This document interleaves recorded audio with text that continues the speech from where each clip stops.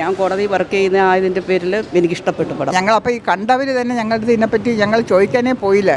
എന്ന് വെച്ചാൽ ഈ സിനിമയെ പറ്റി ഭയങ്കര അഭിപ്രായമാണ്. അപ്പോൾ അതെങ്ങനെ കാണുമ്പോൾ കണ്ട് മനസ്സിലാക്കാന്ന് ആരെടുത്ത സ്റ്റോറിയെ പറ്റി അന്വേഷിച്ചിട്ടില്ലായിരുന്നു. നല്ല സിനിമ, ഒന്നും പറയാനില്ല. മോഹൻലാലിനെ തിരിച്ചു കിട്ടിയെന്നാണ് പറയാം. സൂപ്പർ നല്ലതായിട്ടുണ്ട്. മോഹൻലാൽ കലക്കി, ഒരു രക്ഷയില്ല. മോഹൻലാൽ അസാധ്യ അഭിനയം. ലാലേട്ടൻ അടിപൊളിയായിരുന്നു. ഒരുപാട് വർഷത്തിന് ശേഷം നല്ലൊരു അഭിനയം കണ്ടു ലാലേട്ടൻ്റെ. ഇത് എമ്പുരാൻ്റെ അടുത്ത് നിൽക്കത്തില്ല ബ്രോ, ഇത് കത്തുന്നു ഈ പടം.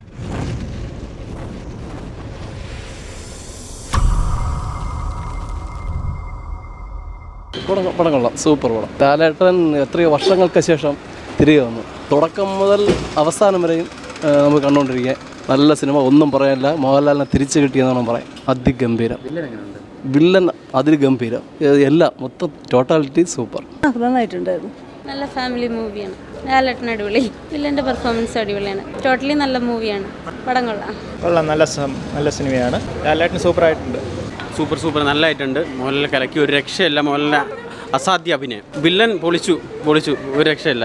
നമ്മൾ പുതുമുഖ വില്ലനല്ലേ, അതും നൈസ്. നന്നായിരുന്നു, അടിപൊളി. സെക്കൻഡ് ഹാഫ് അടിപൊളിയായിരുന്നു. അടിപൊളി. അത് പറയാതിരിക്കാൻ പറ്റത്തില്ല, മാസമായിരുന്നു. ക്ലൈമാക്സ് ഒത്തിരി ഇഷ്ടപ്പെട്ടു. നല്ല ട്വിസ്റ്റൊക്കെ ഉണ്ടായിരുന്നു. കൊള്ളായിരുന്നു ഓവറോൾ. നല്ല സിനിമയായിരുന്നു, നല്ല കഥ. ലാലേട്ടൻ അടിപൊളിയായിരുന്നു. ഒരുപാട് വർഷത്തിന് ശേഷം നല്ലൊരു അഭിനയം കണ്ടു ലാലേട്ടൻ്റെ. നല്ല വില്ലൻ കൊള്ളാം. എന്ത് പറയുന്ന ഒരു വെറൈറ്റി ആയിട്ട് തോന്നി വില്ലൻ്റെ ഒരു ഞെട്ടിച്ചത്.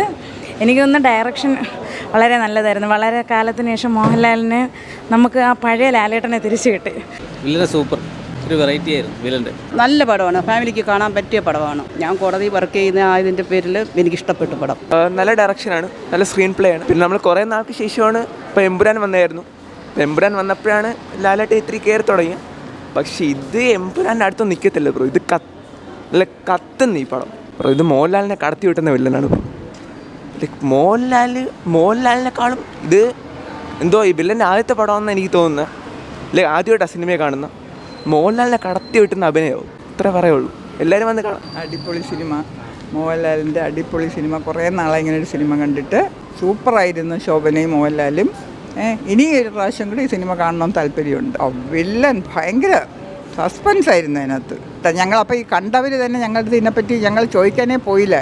എന്ന് വെച്ചാൽ ഈ സിനിമയെ പറ്റി ഭയങ്കര അഭിപ്രായമാണ്. അപ്പോൾ അതെങ്ങനെ കാണുമ്പോൾ കണ്ട് മനസ്സിലാക്കാന്ന് ആരെടുത്ത സ്റ്റോറിയെ പറ്റി അന്വേഷിച്ചിട്ടില്ലായിരുന്നു. ഇപ്പോൾ മനസ്സിലായി. തോന്നി അയ്യോ പൊട്ടിക്കാനല്ല, ഒരു അമ്മമാർക്ക് മാർക്കും കണ്ടോണ്ടിരിക്കാൻ പറ്റില്ല. ഉണ്ട്. എന്നാലും സത്യത്തിന് ഒരു ഇതുണ്ടെന്നുള്ളത് സിനിമയിൽ നിന്ന് മനസ്സിലാക്കാമല്ലോ. കണ്ണ് നിറഞ്ഞായിരുന്നു. പക്ഷെ എന്തായാലും സത്യം എവിടെയും ജയിക്കും. നല്ല പടം. മോഹൻലാൽ അടിപൊളിയായിരിക്കുന്നു, സൂപ്പറായിരുന്നു. പുതിയ വില്ലൻ അടിപൊളിയായിരിക്കുന്നുണ്ട്. പുതിയ പടം, നല്ല പടം. കുറേ നാളുകൾക്ക് ശേഷം നല്ലൊരു പടം കണ്ടു.